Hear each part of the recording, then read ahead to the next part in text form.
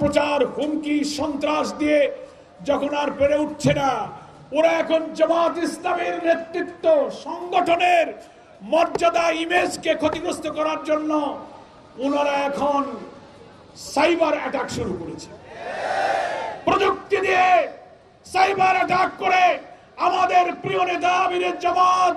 যে কথা কোনোদিন বলেননি, সারা জীবনের রাজনীতি তার নেক মানুষের যে চরিত্র, যে কথা কখনো তিনি বলতে পারেন না, দেশের মানুষ যা জানে, সাইবার অ্যাটাক করে বঙ্গভবনের একজন প্রোগ্রামার, অ্যাসিস্ট্যান্ট প্রোগ্রামারকে দিয়ে ইন্ডিয়ান অরিজিনেটেড একটা ভাইরাস দিয়ে আমাদের আমিরের জামাতের টুইটার অ্যাকাউন্টকে হ্যাক করে মিথ্যা তথ্য দিয়ে